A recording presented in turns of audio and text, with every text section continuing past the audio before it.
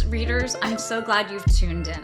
Welcome to the Foxed Page, where we dive deep into the very best of books. You'll end up with a deeper understanding of the text at hand, all while learning to read everything a little better. I'm Kimberly Ford, best-selling author, one-time professor at Berkeley, editor, and PhD in Spanish and French literature.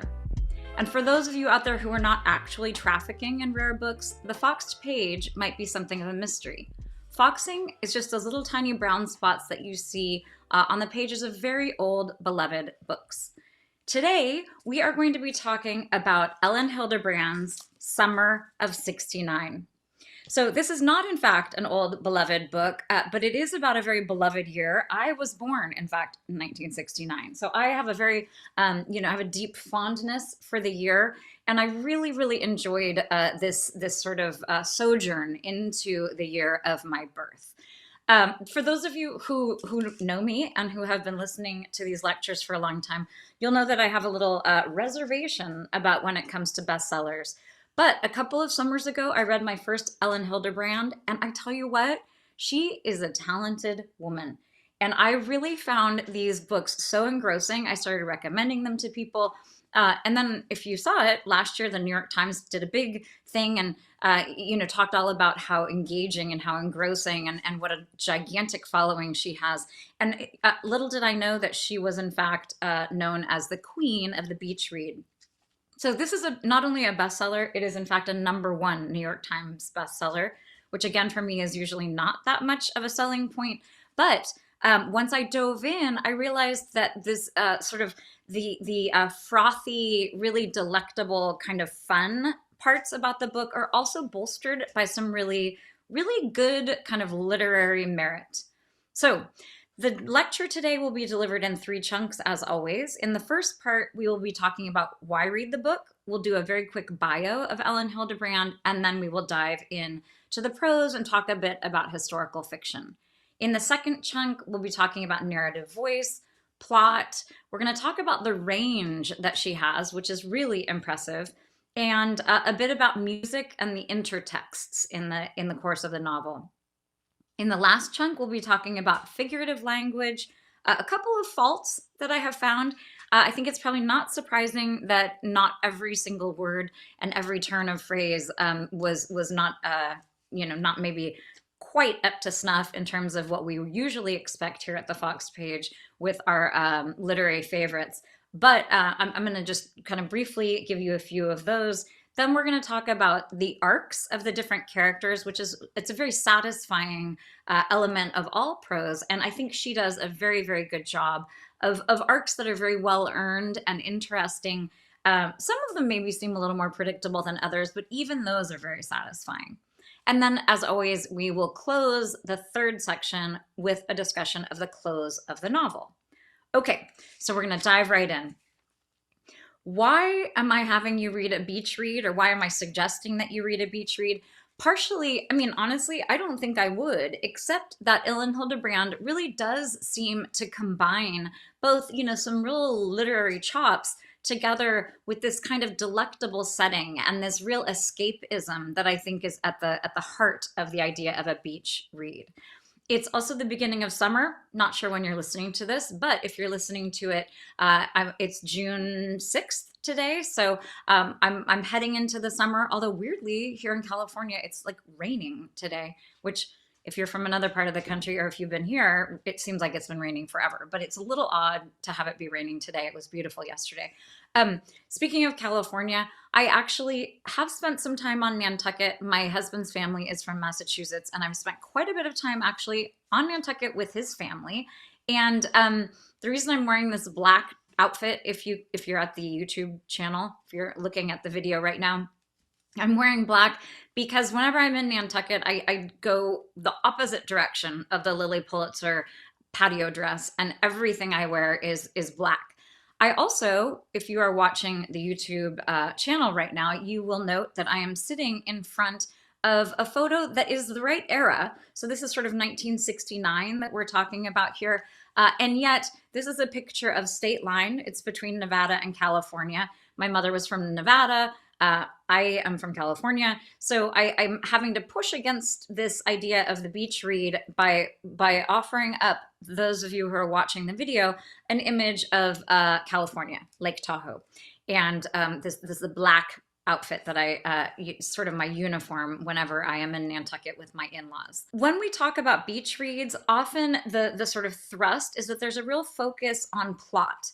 And there's a real focus on setting, which is something that both of those elements are really, really well executed by Elin Hilderbrand. She also, again, this notion of these very satisfying arcs, she does a very good job with that. What I argue is a little different in her work versus some of the more kind of fluffy beach reads is that there's really a very large amount of character development, and there is this range that we're going to get into later, but she has this beautiful ability to really develop all of these different characters and their story arcs in a way that ends up being very satisfying. We're going to talk for a minute about Elin Hilderbrand's biography, very briefly. She also was born in 1969. She was born about a month before I was. She and her twin brother were born in Boston. She then went on to live in Pennsylvania. She was a fellow at Iowa at the workshops there, which for anyone who knows anything about these writers' colonies and these writer workshops, the Iowa Writers' Workshop is sort of the very, very best in terms of prose quality. So when I did hear that, I thought, well, it's clear to me that she really does, in fact, have a lot of literary, know-how. She was a graduate of Johns Hopkins University, which also has a really good writing program. And then after having grown up in Pennsylvania. Her dad died when she was 16 in a plane crash, which is interesting. I have not read enough of her books to know whether or not there is any real sort of processing of that, or if how much of a shadow that is sort of cast by this tragedy of her dad dying when she was a teenager. But that is a salient part of her biography. In 1995, she married a guy named Chip Cunningham. Chip Cunningham sounds like someone to me who maybe spent some summers himself on Nantucket. In 2015, they divorced. They have 3 children. And Elin Hilderbrand is very proud of, she's written 23 novels. And on the little sort of bio of her, it says that she's written 23 novels and raised 3 children. So I like that. I like the idea of her novels as being sort of equally in importance, that these are the things that she has created and that she has brought out into the world, the 23 books and her 3 children. Again, New York Magazine calls her the queen of the beach read, and she is consistently right at the top of the New York Times bestseller. She is really kind of churning out a book a summer. And I actually was in a bookstore not that long ago in Nantucket, and there was a big wall of her books, and 2 different people came in and got the latest. Everybody was very excited about buying the latest, actually on the island where everything is signed by her. Okay.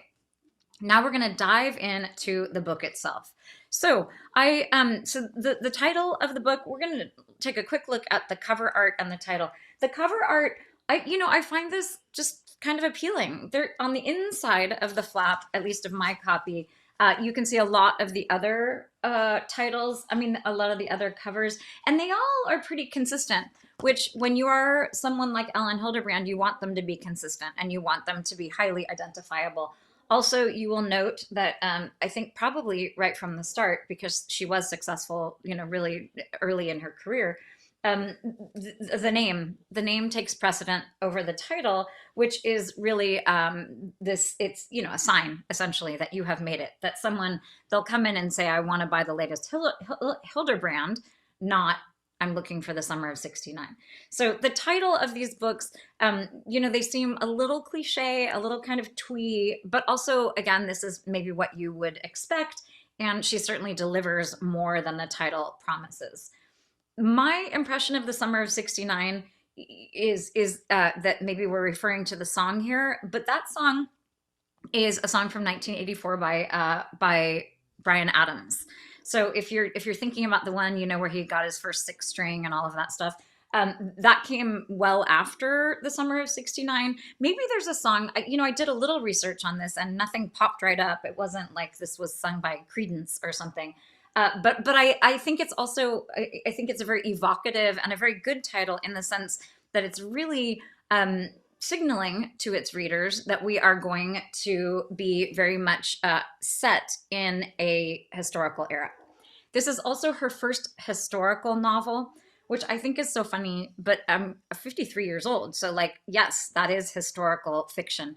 And, I had a sense of this, but I wasn't, I'm not sure that I think of my birth year as this kind of seminal year in the history of the United States, but there was a lot going on, which we will touch on. So this idea of this summer as being special in many ways is it has to do with the country, and then also we have the expectation that it will be important for this family. Okay, so now we're gonna move on in. I really did enjoy the fact that there is this long list of all of the books that she has published. I mean, how satisfying and how great that someone who is, has this excellent combination of accessibility and also literary merit has been able to just really, have this following that's really robust. It's very, I think it's great. It's very exciting. I actually do have a signed copy, which I always think it's funny to have a signed copy. It's not particularly important to me. I like how she has a lot of these little peace symbols that come up as these little, it's a motif that runs visually throughout the book. And we have a great dedication in the beginning. It's actually kind of a very, you get the sense this is someone who knows her way around a dedication. She says, "This book is for the 3 people who were with me in the early morning hours of July 17th, 1969. Those people, of course, being her mother and her twin brother, but also her grandmother. So she tells the story of how her mother went into labor and her grandmother ran all the red lights and got her somewhere.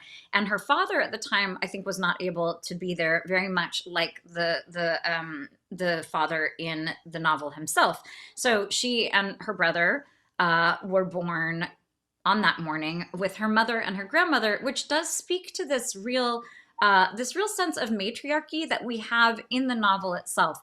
The husbands are really absent. You have, when they are all together on the island, you really do have this absence of men and this kind of, I don't want to say a surplus of women because it's probably just the right amount, but you do have this nice sense of matriarchy and of powerful women who, have a lot of control over their fate and their volition and their agency. Okay, so now we are going to dive right into page 3. This is a prologue, so we're going to read prologue, and then I'm also going to give you the very first sentence of the first book. Once we're past this prologue. So, "Fortunate Son" is a song by Creedence Clearwater Revival. Wait, unless Creedence is different.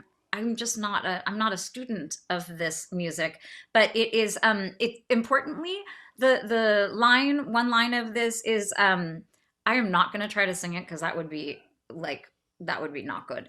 But it says, "Some boys are born to raise that flag. It ain't me, it ain't me." And then there's lines about some boys are born with a silver spoon. It ain't me, it ain't me.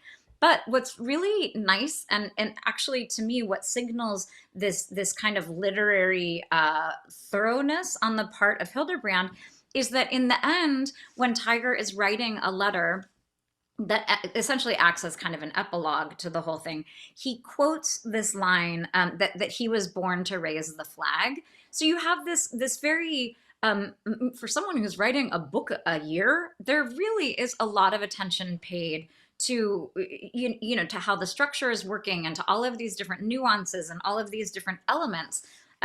She does a very good job using the music throughout as chapter headings. Sometimes the music is very frustrating for me because if I don't know the song, it takes me out of the text. Suddenly I'm like, I can't follow you here. I don't know what this music is all about. In this case, largely because I grew up listening to a lot of this music, I actually felt like a lot of it is sort of, again, seminal enough in our history that a lot of this music from that Woodstock summer and from the folk revival, a lot of this music is very important and mainstream.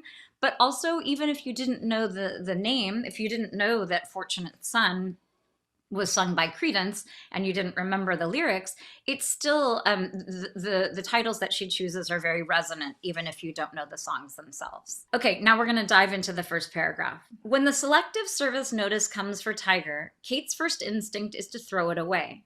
Surely this is every American mother's first instinct. Pretend it got lost in the mail. Buy Tiger a few more weeks of freedom before the U.S. Army sends another letter, by which time this god-awful war in Vietnam might be over. Nixon has promised an end to it. There are peace talks going on right now in Paris. Le Duan will succumb to the allure of capitalism, or Thieu will be assassinated, and someone with better sense will take over. Frankly, Kate doesn't care if Vietnam succumbs to the communists. She just wants to keep her son safe. So I found this such a compelling first paragraph, in part because it does show that Elin Hilderbrand, she says this herself, she read so many books about Vietnam.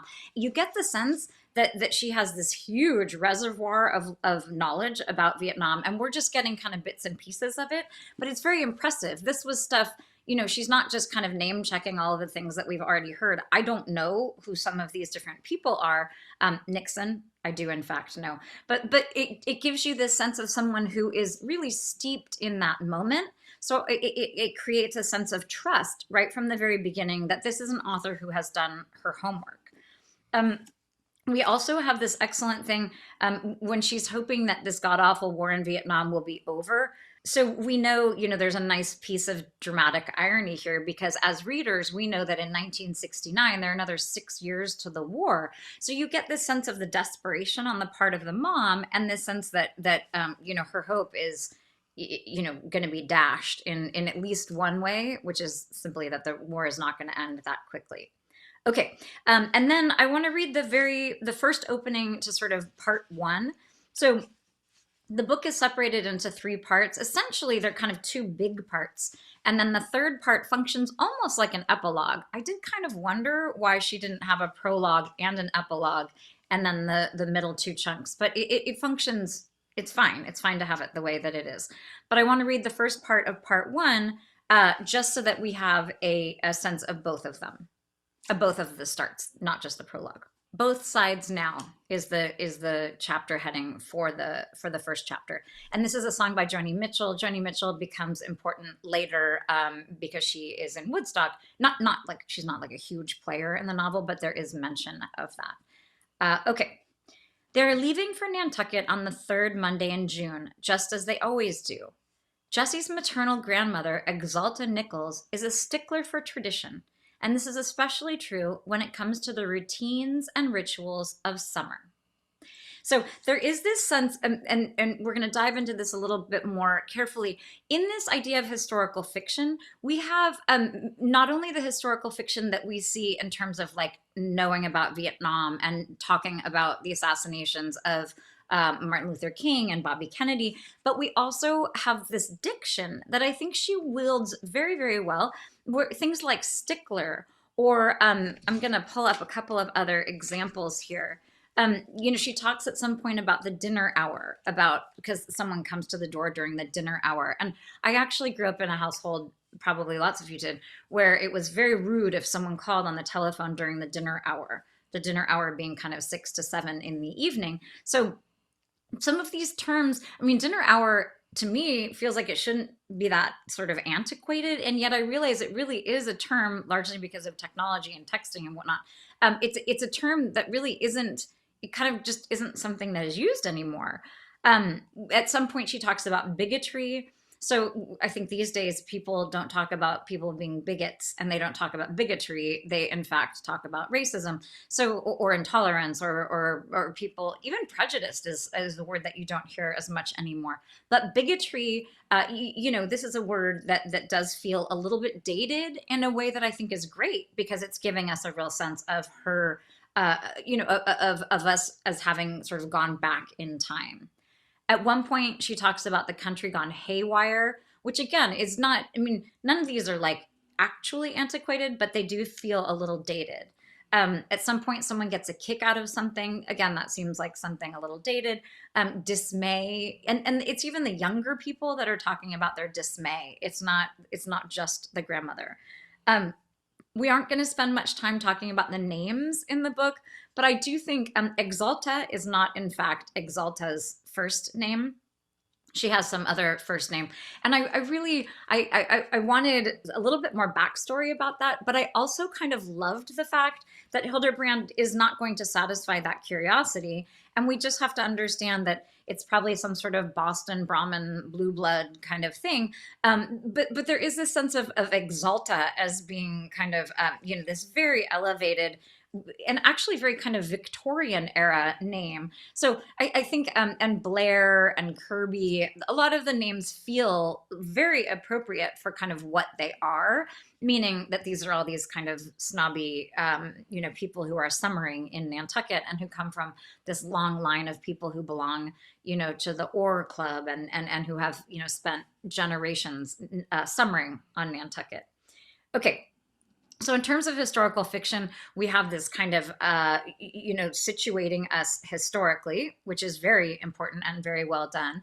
And then we also have the diction where everything feels a little bit dated. We have objects that are, for me, this part was so fun. The 13-year-old is kind of, our young Jessie was as close. I was born in 1969. So some of this stuff, when I was 13, it was 1972. Oh my God, look at that math. It was 1982. So, but we were wearing tree torns and we still had transistor radios and there were a lot of things that she was talking about. There's a different kind of candy. There's several things that really, for me, were very nostalgic. And, the idea of this television as being new and Walter Cronkite being on the TV, that was one of those ideas that again, sort of situate us very well in this summer in the late 60s.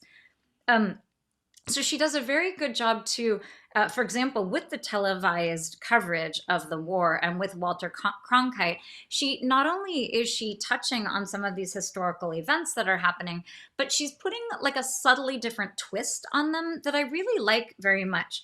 So this idea of, the war is being televised, I think famously, this is the first time that we are really seeing the war kind of up close and personal. And there's a lot of stuff about watching the news or not watching the news or sort of checking out or not checking out where information was concerned. Because of course, I guess, there's a list of casualties at the end of the evening. And it would be so horrific to have these images, in the past, in the Second World War or the First World War, it would have been so abstract because you would have just been reading about numbers. But for this family, not only has it become very personal because their son is there, but also because they're seeing images of what the jungle was like and what the violence looked like. So she does a very good job, I think, of bringing, the sort of abstraction of what it would be like to have a son off in Vietnam, and then is really making it very specific. We also have that same sort of thing happening with Chappaquiddick. So this is famously when Teddy Kennedy, he killed a woman. I'm not sure that's exactly how we say it, but he was driving a car and it went off the road, off a bridge, a small bridge. I'm remembering the movie that I did watch at one point. But as you all know, I have a really bad memory. But so Teddy Kennedy and Chappaquiddick, the way that she made that also feel very present and very real was it's kind of the beautiful thing about historical fiction. So not only is she kind of, not exactly sort of name checking it, she's actually bringing it to life because one of the characters in the book has kind of a bit part in that tragedy in Chappaquiddick. And you do get a sense of how small Nantucket is and even how small Martha's Vineyard is. So you would get a sense of how, an event that happened right in these small, essentially small towns in America, you get a sense of the real impact of events like that, which would allow you to extrapolate how different events were impacting different parts of the United States. Also, there's some description of Woodstock that really, I liked that part of it. It's not, I know I can picture Jimi Hendrix playing and I can picture Joan Baez playing and a couple of other things, but, that sea of all of those people. But her description of what happens when Pick gets up there is it really does sort of bring to life actually some of the kind of the chaos and disorder that was happening there. So again, one of the best things I think that Hilderbrand does with this, with this novel, which is historical fiction, is making these things feel not only immediate, but really invests the characters in these events in a way that allows us to experience them in a slightly different way, which is one of the many, many real gifts that we get from reading. Okay, so I'm going to leave it at that for our first chunk of our discussion of Elin Hilderbrand's excellent Summer of '69. But join us for parts 2 and 3 to get an even fuller appreciation of the novel.